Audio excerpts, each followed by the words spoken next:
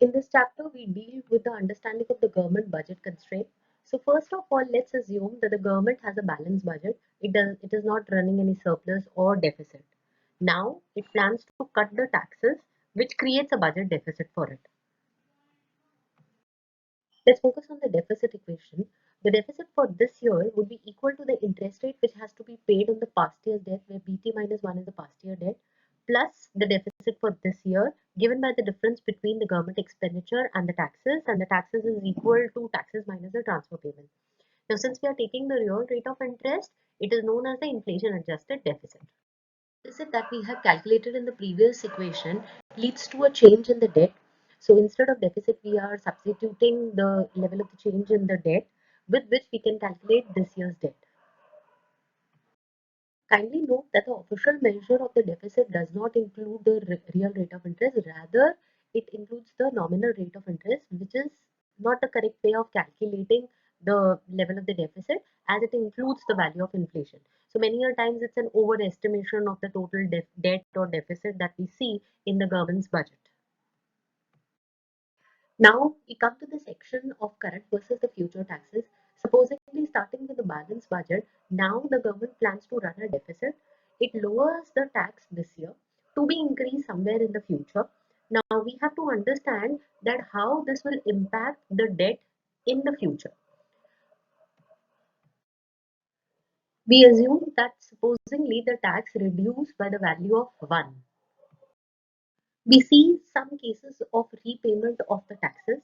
We take first case where we assume that the full repayment is made in the second year. With this, in the beginning of this year, that is year 1, a deficit of -1 will be created so that the end of year debt is equal to 1. Second year, entire amount of the deficit plus the rate of interest due on it has to be repaid. So there has to be an increase in collection of taxes by the amount 1 plus R. At the end of the year 2, the total debt again comes out to be equal to 0. Please look at the picture. However, if the debt has to be repaid somewhere in the future, say the 5th year, then every year the interest rate gets accumulated till the time the repayment has to be made. So in the 5th year, the government will have to raise a revenue or tax equal to 1 plus R raised to the power 4, and the year end debt then will become equal to 0 in the 5th year. Here again we are explaining that if full repayment has to be made in the second year, the government will have to run a primary surplus, that is T2 minus G2, of 1 plus R in the second year. Looking at the picture, we can understand that if the full repayment is to be made somewhere in the future, say year T, then the government will keep on accumulating the level of the deficit which is created, that is government expenditure minus taxes, and in the year T it will have to raise a total revenue of 1 plus R raised to the power T minus 1. So longer is the repayment period, higher will be the increase in taxes to cover the previous debt. This is a different case as compared to the previous ones. If you look at the set of the equation shown in the picture, we see that the debt gets stabilizes in some year, say year 2. We are not repaying it in any of the years shown here, that means till 5th year. So the taxes reduced by the value of 1 minus 1. End year debt is equal to 1 in the first period. Then in the second year, the taxes increase by the value of R because that is the amount we have to repay. And the end of the year debt in the second year again is equal to 1. Similarly, in the third year, we again pay the rate of interest and the end of the year debt is equal to 1. So that means whatever deficit was created in the first year, that keeps on lingering on till at the end in some year, not shown here, we finally decide to repay it. So in the 5th year also, you still see the debt is hanging as we have not repaid it. Next, we discuss about the debt to the GDP ratio, which is of utmost importance, indicating the fiscal health of the economy. If the debt to the GDP ratio is rising, it implies that the economy is not doing really sound on the fiscal front, as whatever debt or the deficit which is taken or created is being used for unproductive investment. So supposingly debt has been taken, but it has not been invested properly. It will not lead to increase in GDP. If the denominator is rising, then the debt to the GDP ratio will automatically fall. But if the denominator is not rising, then the debt to the GDP ratio will increase. So we want it to fall. Now let's try to understand the components of the debt to the GDP ratio. Please look at the picture. On the left hand side, we have this year's debt BT divided by YT, which is the GDP for this year. On the right hand side, the first component is 1 plus R, which shows the interest rate as well as the past year's debt. That means the past year debt BT minus 1 divided by this year's GDP.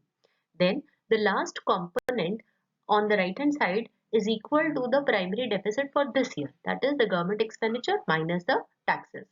Now we do some mathematical calculation and come to the next slide. By doing some mathematical application, we're getting the last thing, which is the change in the debt ratio on the left hand side, and the right hand components are the interest rate minus the growth rate of the economy into the past year's debt ratio plus the level of the primary deficit this year. Now we have to remark on few things for this ratio. This ratio will be high if the rate of interest that we have to pay on the debt is high. Lower is the growth rate of the economy, higher will be the ratio. Higher is the initial debt ratio, this debt ratio will be high altogether.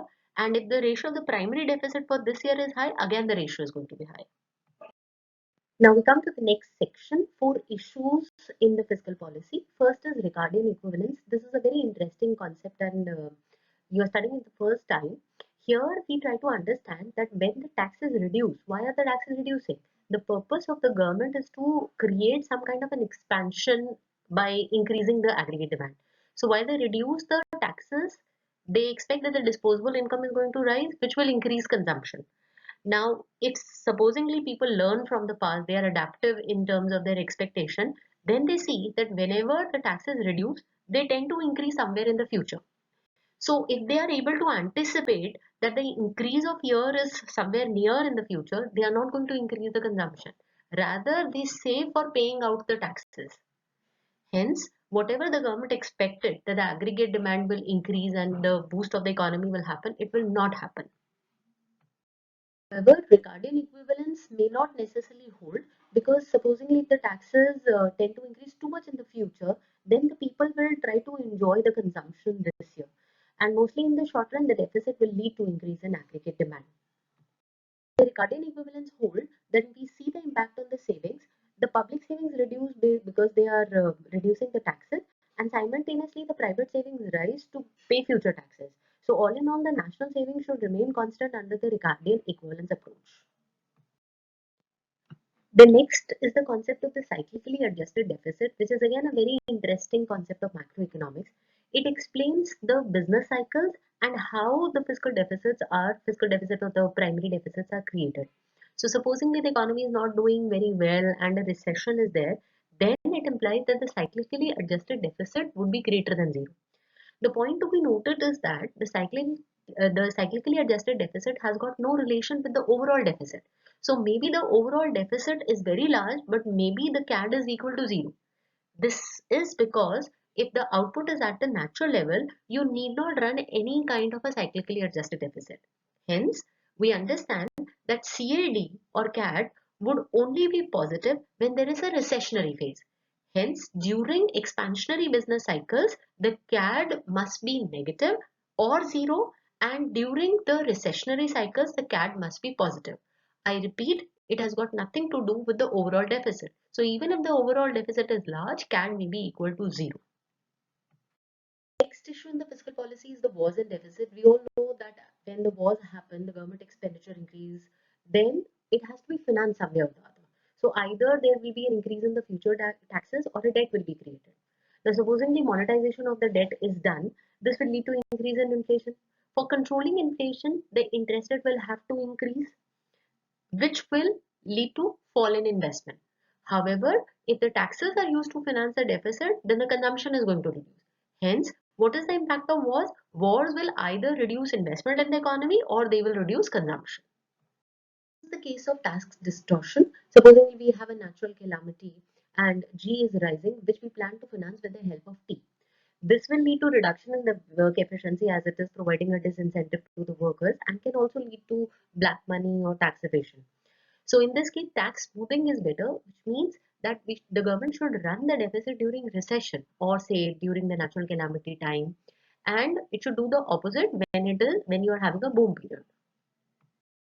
Now we come to the last section of this chapter, dangers of very high debt. First is the vicious cycle of debt.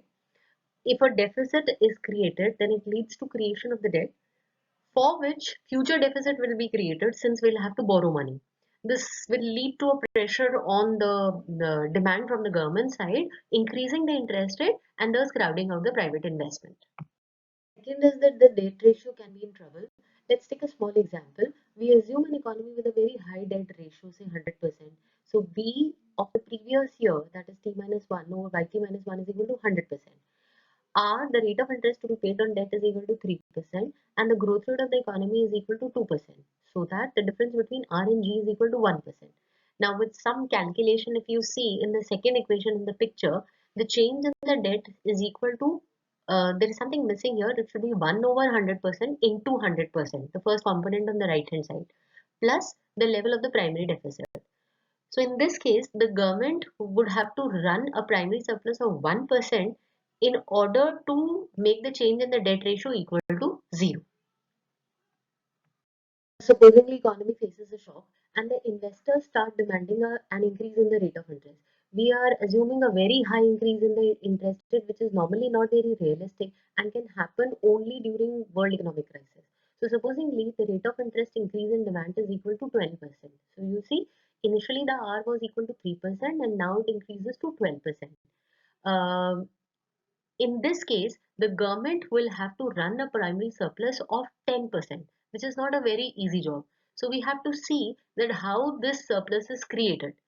So what it can do, it can help, it can increase the growth rate of the economy, which obviously it is not in its hand, or it can run further debt, that means go for further borrowings, or it can go for debt repudiation, that is cancelling of the part of the debt which most of the times is taken for economic bearing, for the crisis bearing economies, and then after the revival of the economy, it can reframe a new fiscal policy.